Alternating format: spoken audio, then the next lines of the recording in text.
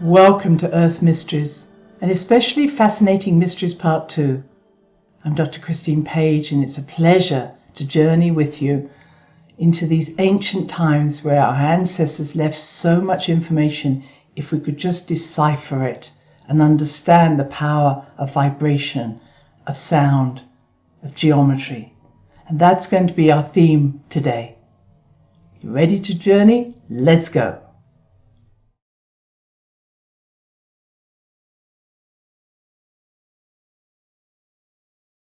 So in our last session together, we spent quite a lot of time in Egypt, especially on the Giza plateau. This time we are going to go to Egypt when we're inside the Great Pyramid, but in particular we're inside the King's Chamber. Now, if you've ever been to Egypt or seen images, most of the walls of the temples are covered with hieroglyphics. Not so the King's Chamber, or the Queen's Chamber for that. You can see this rectangular stone building doesn't seem to have anything in it at all, except for this wonderful sarcophagus, this box into which you can step into, which we will talk about later. So, was it just a building or a room where you found this sarcophagus? No, it doesn't seem to be logical. And indeed, more and more information is coming out of the essence of this King's Chamber, some of which has just been found by Robert Grant, who I greatly admire, and other people who found with special lighting that etched into the rocks are symbols of Egyptian astrology. And he said that there are particularly 36 symbols that make up the Egyptian astrology, and they're called decans, and each decan was 10 days in a year. So 10 times 36 is 360, and then you have 5 special days. Now, he also said there were symbols of Western astrology. So with our understanding of what we see and why we pick those particular zodiacal animals or forms to influence us through our year. But understanding that the Egyptians didn't just pick what they could see out in space, they actually picked things that were close to them, like the Nile. So one of their symbols was the Nile. One of them was Nut, which is the sky. One of them was Orion, which was closely associated to the god of death and rebirth, Osiris. And that kind of makes sense to me, that they made their astrology very close to the earth, close to who they were. And Robert Grant tells the story that he was told that over decades, the builders or the people who look after these different temples are told that they need to keep rubbing away these symbols so that nobody can see them. Now, part of that, you could say, is just that we need to move on, but it's not uncommon, unfortunately, for one culture to wipe out the history of another culture. And I've seen that over and over again. It often was seen as pagan, the word meaning of the country, but actually also means someone who is closely connected to nature rather than the cities. And so many cultures would even scratch out the face in an image or a sculpture of some past hero and then replace it with their own hero. And this removal of faces, heads, information is widespread and very sad, because we could learn so much if we allowed different cultures, different times to live together in harmony. So there's going to be more information, I believe, that will come out when we understand that the symbols of astrology, the symbols that were used throughout the hieroglyphs, you could say, or throughout the Sumerian legends, actually had a message that affected our right brain, not our left brain, but we took that information into our right brain and it went down to the archetypical level of our collective consciousness. So when you want to increase somebody's collective consciousness or their consciousness, surrounding them with symbols is one way of enlightening ourselves. Now, another way of enlightening ourselves is through sound. And what they found is the King's Chamber was probably built as a musical instrument, because you can see the square at the bottom there, and you even see that little dark square, which is the sarcophagus. But above are these horizontal levels of stone, and they actually have space between them, and it's believed that that increases the harmonic resonance that is created in the actual chamber itself. At the same time, the floor of the King's Chamber is actually floating on a few stones, almost just floating in air. So this whole King's Chamber isn't attached to the walls of the pyramid or to the floor or to the roof. It's literally positioned so that it's a resonating energy, a musical instrument, as I say. And it seems to have many different levels of resonance. But so clever to build something in that way. And it is said that there is this constant infrasound of 5 hertz, about F sharp. And this sound is there when there's absolutely no other sound. And it is believed that this is sort of an entraining energy, which is very closely aligned to the sound that the baby hears within the womb of the mother's heart, or to a didgeridoo or whale sound, these very low frequency sounds that I believe once we're in that chamber are almost harmonizing us back to the times of our origins, back to our conception. So you have this originating sound, which is really important to go back to, sort of on a quantum level, where before everything else was created in your life. And then there's the sarcophagus, which I've had the privilege of lying inside a couple of times. And what happens is that because it's made of pink granite, it has a high resonance transformative energy, and it's in itself, it is tuned to the note of A, 438 hertz. But if you have someone, as I did, who has a very low male voice, and they tone over the sarcophagus at a resonance around 114, 120 hertz, it experiences a resonating frequency within me and my temporal lobe to literally help me to, if I may say, leave my body and go to heightened senses, heightened states of awareness. And that's what happened to me. 1 minute I'm lying there and I'm feeling the energy of my body with this wonderful gentleman toning over the sarcophagus. The next minute I'm floating above, talking to guides, talking to my higher self, having an amazing experience before I came back down again. So the whole setup has different levels to it. One is just to entrain us. One may just to be in an environment of sound, but in the sarcophagus itself, with the right male voice, it actually alters your state of consciousness. And this is a theme that I want us to continue. Now we're going to jump from Egypt into Malta and Gozo, which are small islands just south of Sicily, and which is south of Italy. And it is said that Malta and Gozo are these islands are just the mountain tops that were left behind after the destruction of Atlantis. And that originally these mountains were the Atlantean administration headquarters. And that the being who oversaw those headquarters was known as the Queen Bee or the Bee Queen of Atlantis. And it was explained that this is why there are so many symbols and references to bees in the Malta Gozo area. Now, if you don't understand, I'm just looking at this. Now, this is the entrance to one of their great temples, and I want to tell you that there are probably about 25 sacred sites still available on the islands of Malta Gozo, but there are almost as many that are underneath the water, probably because of the floods of Atlantis, and some of those have been described in Graham Hancock's work. So when you look at this entrance point into a temple, you see all these literally hexagonal little imprints in the stone. And if you read the tourist books, they say this is because the rain has washed down these walls and left this shape. And I think, no. I've been around a rain a lot in my life. It's never created these symmetrical shapes. This to me is symbolizing the entrance into a beehive.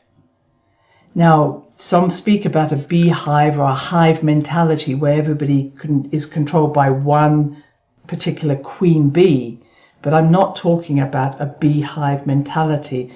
I'm talking about the mystery of bees, where you have the egg, the larva, the pupil, the adult bee, this cycle of transformation that a bee will go through. And to me, that's what these temples are about. It's about transformation, going through phases, movements, in order to become fully enlightened. And you'll see as we talk about this that there are times where we will be cocooned as the larva, the pupa, before we made it into the adult, etc. So many, many symbols here of the metamorphosis of the bee.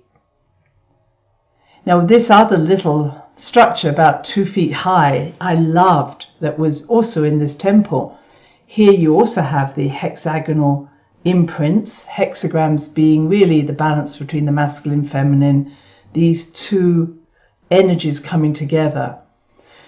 And here we have this wonderful symbolism inside, which I believe are related to the 12 chakras of the body, but you could see it as the tree of life, or you could see it as a vine that's growing, because again there's a lot of symbolism about how you take a seed and it eventually becomes a vine and then you produce grapes. So you could say water into wine. So this sense of movement across the board. And I think that this was symbolizing the growth of a human being, again from a seed to the mighty grape, the wine, the beauty, etc. But I'm just giving you some ideas, but to not see this as so symbolic, I think is very sad when you're taking on an archaeological tour. And then we see these other wonderful figures here in Malta and Gozo. They're called the Fat Ladies of Tarshian or temple or other temples. And you see how beautifully they are carved. And you can see the fingers on the hands. They're called fat ladies because they assume it looks more like a lady than a man, but we're not going to get into the gender. But the interesting thing is you've got this really fine carving, and yet when you come to the head, there's nothing. And you might say, well, again, they took the head off from one culture to the next. But when you actually look at this in detail, and here's another figure here, you'll see that there's tiny holes for the head. Now, you'd have thought if you create this rather large figure, and these are large figures, that you would give a more substantial neck for the head to fit onto. And so what I perceive, and again you see those hexagons down the bottom there, I perceive that this was more about placing a crystal in that slot at certain times of the year when the sun or the moon or the Pleiades was in a certain position, and the light from the sun, moon, etc., equinoxes, solstice, would actually enter into that crystal, and the crystal would then transform that energy down through this body of the feminine into Mother Earth. Because a lot of the energy around Malta and Gozo is about the Great Mother, the Mother Earth, the 3 phases of the Great Mother, Virgin Mother, Crone, and very much in honor of the fertility of the feminine. So I think that what this represented was that Mother Earth, or one of these figures, represented the roundness, the cavaciousness of Mother Earth, and that when the energy entered, it enters through the feminine and into the grid of Mother Earth, and which then spreads that energy around the world, and everybody is touched by the collective consciousness or the cosmic consciousness that comes into the crystal at certain times of the year. Now, if you weren't convinced by the feminine, here's the temples of Gigantia, beautiful temples. This is on Gozo, seen as some of the oldest temples around 3000 BC. And once again, I think you see this female figure. You see the head, you see the heart and the breasts, and you see the womb and the sacral chakra. And what happens is that you would you enter from the entrance points there, and that entrance point faces the equinox at sunrise. So the light would come in at that equinox sunrise. You'd see the passageway, which would be, you could say, the base chakra, or the vulva, and then you enter into the womb, where you nurture that light. Then you go through that next point, which is the solar plexus. You enter into the heart, where you resonate with that light. And then the piece right at the top is seen as the crown chakra, and that is where the Holy of Holies was.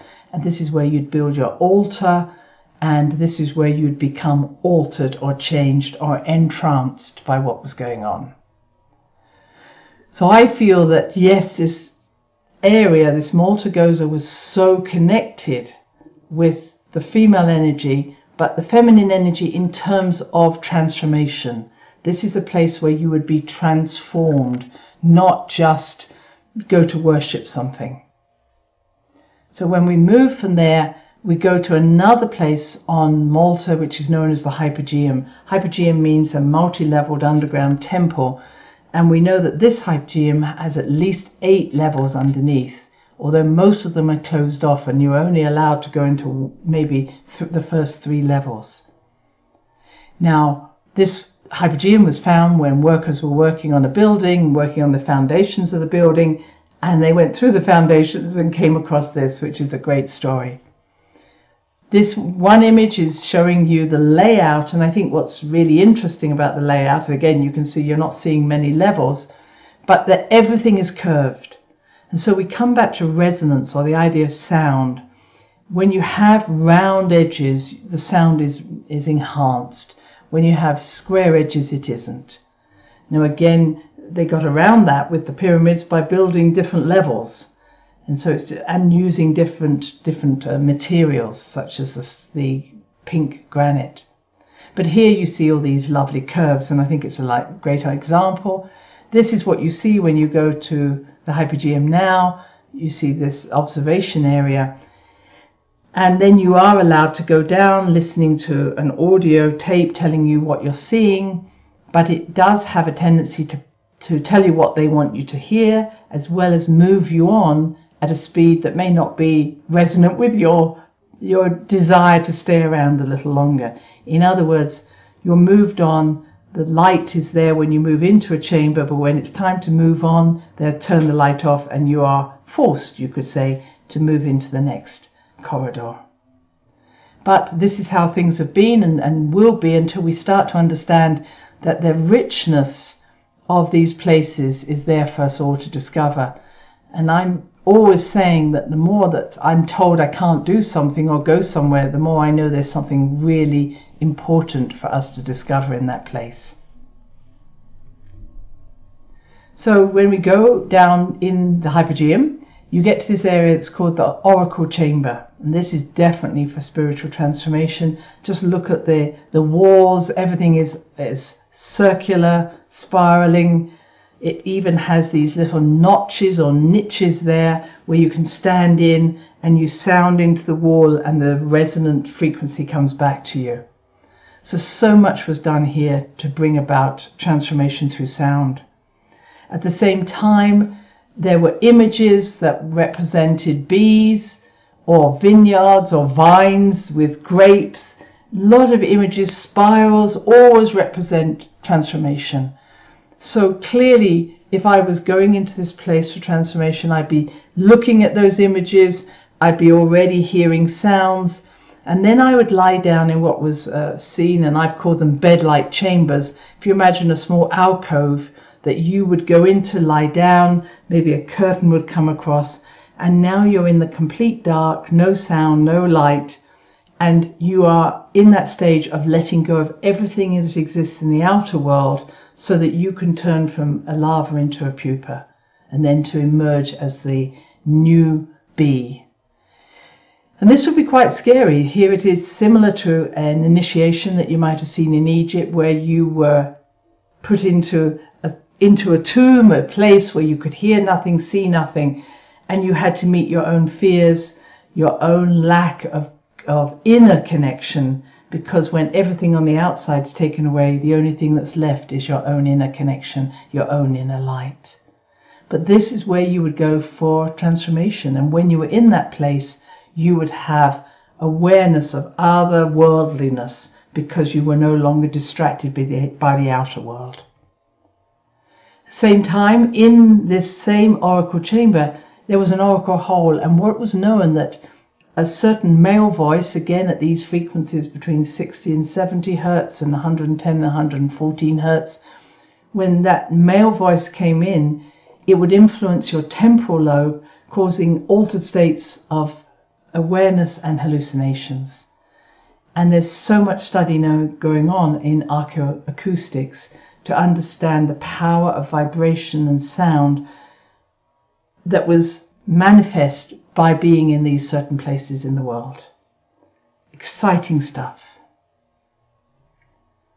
And one other place that this is well known is called the West Kennet Long Barrow. And a long barrow is literally a channel that's been carved out. But what's interesting is that only a third of it has the chamber inside, and the rest is just stones that give, again, a bit like the King's Chamber, it gives a resonance the way in which the stones are positioned in the rest of the barrow. Now here, which is what I'm speaking about, where those two people are at the end is the entrance point, but 2/3 of that whole barrow is not the chamber, it's just full of stones. And we believe this was due to resonance. This would give a more powerful resonance when you were in this place.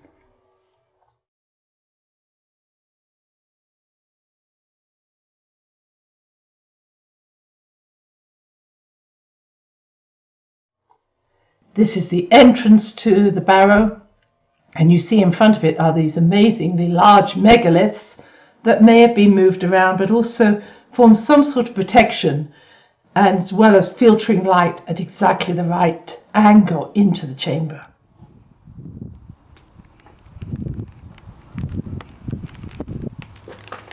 And then we move into the chamber itself, and you'll see that there's this sort of cobbled effect where the different angles are used to change the toning. So someone might stand at this point and tone in to the chamber, and because of the angles and the type of stones used, you would have different effects coming into what was and still is this inner chamber. And I asked someone who didn't have a deep voice, but as they went as deep as they could, to tone into this chamber. And what I experienced was a changing in my own frequencies. I could feel my own energy field move. I could see orbs, I could see lights in there, and I could also sense beings that were on other dimensions moving through this chamber. They weren't particularly interested in me, but they happened to be in this chamber with me and were kind of amused to see me because I could see them. So I think that we have so much to learn about these places. Were not a place of burial. They're a place where we can, yes, communicate with the dead, but more importantly, we can communicate with other dimensions, multidimensional beings, as well as ourselves, that is resonant in this place.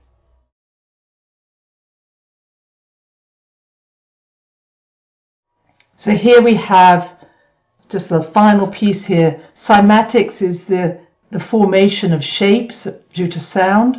And what they found is that 110 hertz is the same pattern formation that comes from the sound, which is which is the spiritual consciousness linked to gamma brainwaves. So we're starting to investigate so much more deeply how these different frequencies change our awareness.